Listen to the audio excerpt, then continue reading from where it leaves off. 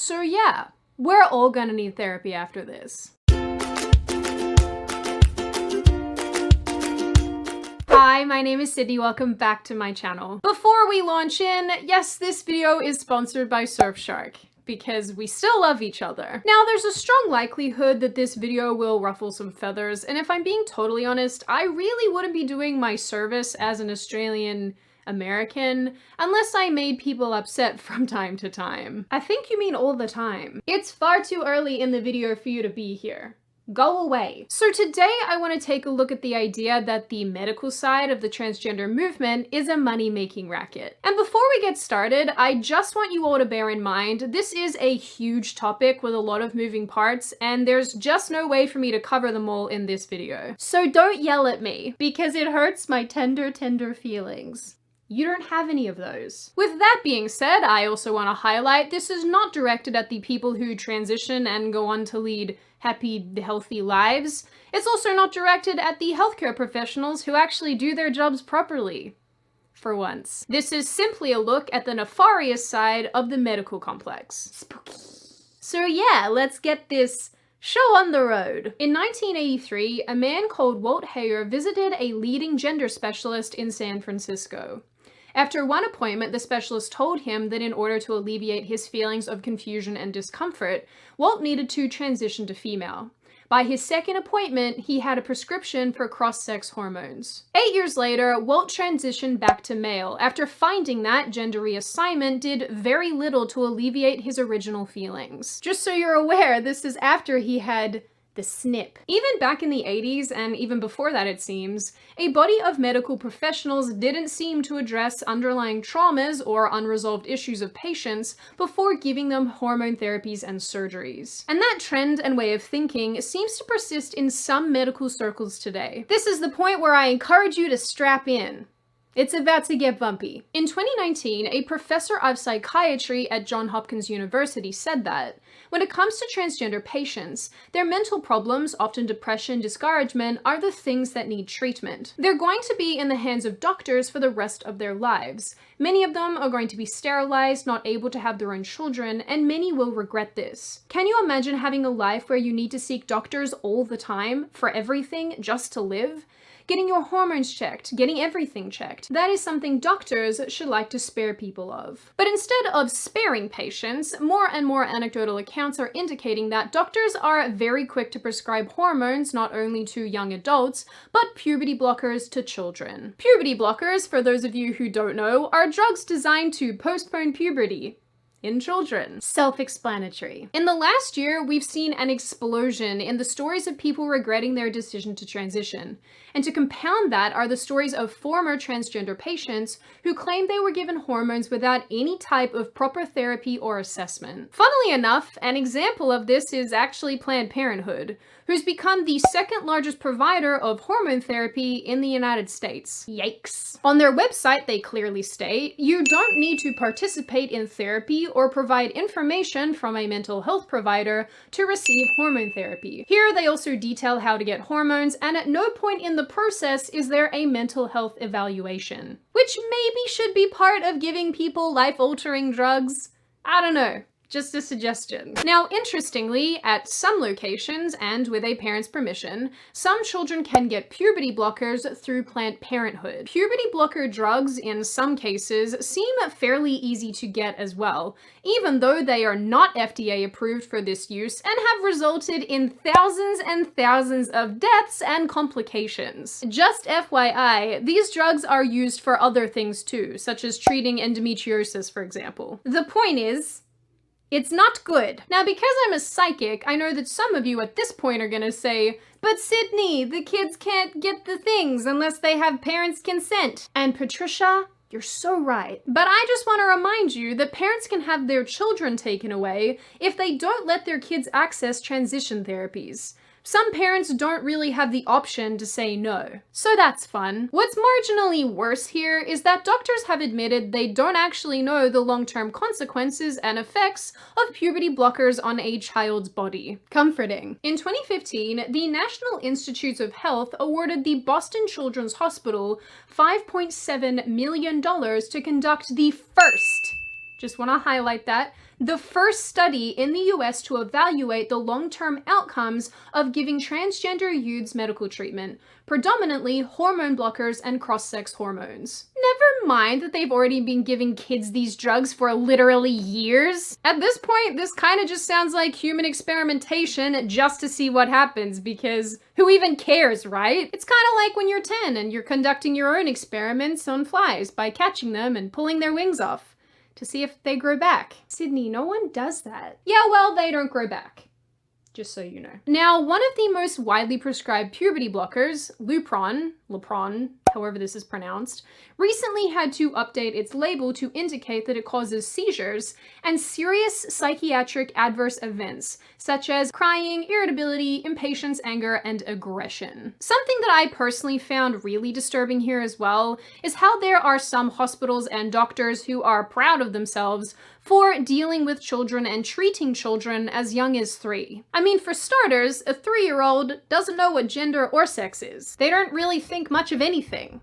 They're 3. If they do think anything, it's probably like whether or not dirt has a taste and how much of it they can fit in their mouth. And obviously, more importantly, treating someone from the age of 3 means, over a lifetime, that's a lot of money. And yet, drugs that have not been properly tested or studied on healthy kids, that are not FDA approved for this use, that cause emotional issues, are now endorsed by the American Pediatric Association and codified by international guidelines. Well, cover me in maple syrup and call me a pancake. I don't even know what's happening. I don't want to make a joke out of this, but this is probably how we end up with real-life X-Men. What I find interesting here is that most widely cited studies conclude that most children who experience gender dysphoria or question their gender will naturally come to embrace their birth sex. In addition, some data suggests that transgender people are still likely to commit suicide even after receiving hormone treatment and surgeries. So, this rolls us around to my 2 main questions. If the majority of children eventually outgrow their gender dysphoria, why are we introducing them to hormonal and even sometimes surgical interventions that they otherwise wouldn't need? And if hormonal therapies and surgical interventions don't necessarily alleviate negative feelings in some adults, then why are they more than likely the first option? Because money. As far as money making goes, the medical industry, particularly in America, is enormous. And when it comes to being transgender, a lifetime of hormone treatment, surgeries, therapy, and other treatments can add up real fast. Now, remember how I mentioned Planned Parenthood? Yeah, well, when the company's revenue took a dive with fewer women accessing abortion services by 2016, they expanded into the transgender market. In documents, they said that their goal is to diversify their revenue base. And diversify they did. Based on how many donors and sponsors they have too, I'd also guess that they're getting kickbacks from referring patients to doctors and so on. I'm speculating, of course, but it wouldn't shock me. To be quite honest, nothing shocks me anymore. What can I say? I'm all out of shocks. No shocks given. Okay, thank you, we get it. Now, remember how I also mentioned the puberty blocker Lupron? Well, the companies who manufacture it, Abbott Laboratories and Takeda Chemicals, paid almost $200 million to the Department of Justice for giving doctors illegal kickbacks in exchange for prescribing Lupron to patients. Good stuff. Now, although this happened in 2001 and Lupron does have several other uses, it's not to say that Big Pharma isn't currently operating like this. After all, there is a history of big pharmaceutical companies giving doctors kickbacks for pushing particular drugs. In addition, the cost of Lupron is anywhere from $775 a month, and that over the course of a few years can add up real quick. In fact, in 2017, the drug sales equaled $669 million in the United States alone, a $16 million increase from 2 years earlier. And with rates of children identifying as transgender currently skyrocketing across the world, there's a bit of money to be made here. So in conclusion, put a fork in me. I'm done. Now, unsurprisingly, this demand has been met with more and more gender youth clinics. In fact, the first opened up in 2007 by Boston's Children's Hospital and has since been joined by over 40 others nationwide. But this explosion is also happening for adults as well. In a 14-year span, one study found that gender-affirming surgeries increased by 4-fold. By 2016, this allegedly increased again by 19%. And seeking this sort of surgery isn't cheap, with a huge portion of people paying out of pocket. Over the past decade, medical infrastructure to support and treat transgender people has proliferated, and a lot of hospitals and doctors have seized the opportunity to be the frontrunners in the industry, opening specialized wings, clinics, and training doctors to do specific surgeries. And here I want to remind you, this is to accommodate 0.6% of the population. Yes, just over 0.5%. Can't quite work out how to cure cancer or anything like that, but kid, we gotcha.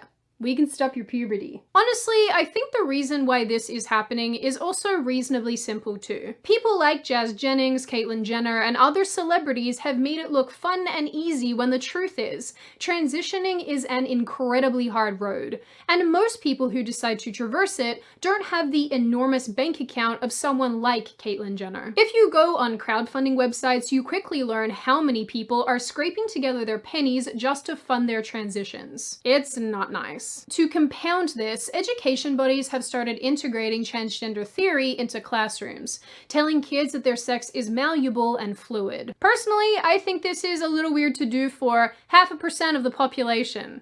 But I guess weirder things have happened. Further than that, we now have a third option on birth certificates and driver's licenses. Most websites list a third option when you're identifying your sex. We are given instruction on how to use gender-neutral language or inclusive language. So if you've now taught an entire generation of young people and children that sex can be changed, glamorized it in the media and in pop culture, and taught people that there are more than two sexes, it's very unsurprising to me that there would in fact be an explosion in people seeking out transgender medical therapies and treatment. Then you factor in the cost of surgeries and other things like laser hair removal, voice therapy, and so on, and you're looking at an exorbitant amount of money. No matter which way you want to slice it and dice it, being transgender is a lifelong cost. And you can bet your bottom dollar that big pharma and the medical industry are making bank as a result. I know this, of course, because I am a wizard. Now, obviously, I've only touched on a fraction of this topic, and there are so many other factors. But we've seen a huge medical expansion for a tiny, but growing, portion of the population. And at this point, at least to me, it seems pretty clear that the medical industry is basically taking people's suffering and turning it into a money-making venture. We're currently manufacturing a gender crisis that will have irreversible and horrible damaging effects for individuals further down the line. And rather than stopping the indoctrination in schools and also addressing the mental health aspect of all of this, instead we're just pumping people full of expensive and sometimes untested drugs and calling it a day. Now, obviously, there are medical professionals out there who do the right things by their patients, who treat them with respect and treat this overall issue with respect, and I think that's really great, and they should be recognized and acknowledged for doing that. But for the ones who don't, including big pharma companies, Planned Parenthood, and so on, these are the people that need to be held accountable for exploiting people. At the end of the day, I am of the opinion that we should be questioning much more why this issue is being popularized and glamorized the way that it is. Because I can bet you almost anything it has very little to do with human rights and has everything to do with money. Now, before I open the floor to you, this is just a reminder that you can download Surfshark VPN using the link in the description. When you do, you receive 85% off and an additional 3 months free. Yes! Now I open the floor to all of you. What do you all think? Do you believe that the transgender medical complex is in fact a money-making racket? Do you believe that we have it all wrong and actually these companies and these people really do care about transgender individuals? And what do you generally make of this issue overall? As always, if you like the video, hit subscribe and the thumbs up button. If you want to leave a comment, feel free to do so. Just be respectful about it. And I will see you guys next time.